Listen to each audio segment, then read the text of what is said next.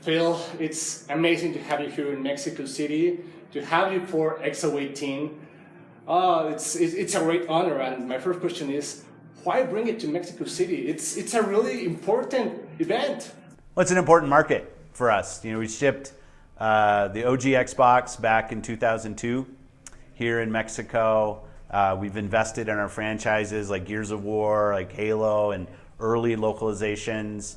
The fans have been so amazing. 4 years ago, we started doing FanFest, one of our FanFests here in Mexico City. This was our fourth one.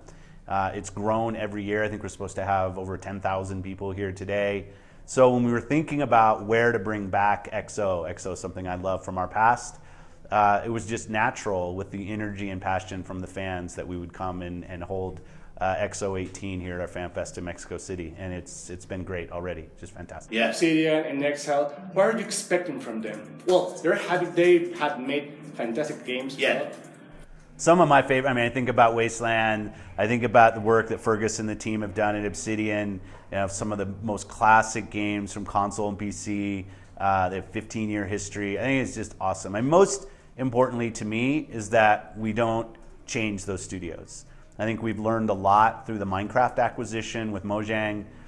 We can give them an opportunity to do more. We can give them investments in technology and frankly stability that helps them invest in creative areas. But for any of the studios, the most important thing is they are the best studio they can be, whether it's Ninja Theory, whether it's Compulsion, whether it's Undead Labs, whether it's Playground, whether it's Obsidian and Exile. I want them to be great at what they are, and how can we help them do that even better or even faster in ways that we want to. And that's really where the discussion starts. Find a great team. Are there areas where Xbox partnering with them can help them grow? And if not, we should move on. There are teams out there, a lot of teams we've worked with, and I'm excited about the fit that we're seeing with these teams coming in and being part of our overall studio organization. We also you have something that's really important. It's the backward compatibility. Yeah. You have announced many other new games. Yeah. for this service. But how about the original Xbox games? We have announced. Well, it was announced at the beginning of the year that more and more will come. But what happened with that? Yeah. From the beginning, I tried to say that the original Xbox back compat wouldn't be like 360 back compat. It requires not only different work, it's not necessarily more work, but it's different work, but also some of those games, our biggest issue on back compat now is not actually technology, it's the rights in those games. So finding the publisher, does the publisher still exist?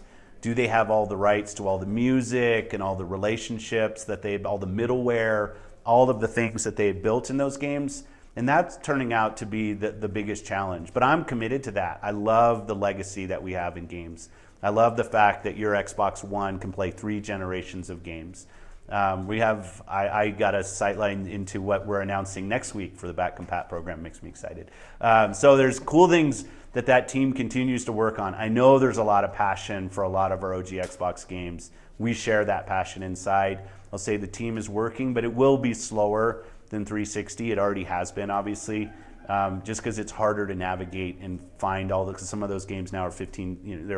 They've been around for a while, 15 years old or so, and it's not always easy to put all the pieces together. Okay. And also, you have announced one of the most expected things that some fans really wanted. That's the compatibility with keyboard and mouse in some games. We were expecting it, we don't know really. I've been talking about it forever, maybe too long. How it finally came to be. It's been a really long journey for also because everything's a journey. Yeah, I think it's something I believe in, and and the team is always prioritizing the work. So we're always having conversations about the work that the platform team has. I see keyboard and mouse is not really a way of changing the way people play console games today. People know how to go play Red Dead, they know how to go play Halo, they know how to play Forza, they know how to play those games with a controller. I really think about the long-term unlock here is how do we bring games that have never been playable on a console because their sole input mechanism is keyboard and mouse, but the hardware itself in the console is completely capable of playing those games. So in the long run, I say, how do we just get more games that could be possibly played on a console? And for some developers that are developing games that require keyboard and mouse, they can now think about PC and Xbox as one community for them, because Xbox Live is across both. They can use input across both. And it's early. Like, we're learning with the games that are in the early tests with us and getting all the feedback. But I know some of the gamers are worried, like, okay, now I'm going to be playing Halo 5, and I'm going to have some guy with twice the rotation speed that I have because they're on a mouse. This isn't about us changing all of the games on Xbox. It's really looking forward and saying, how do we make our platform in Xbox a great destination for as many games as possible? Okay, well, Phil, that's everything I have. I hope you have enjoyed my questions. Yeah, good job. I love that IGN is here.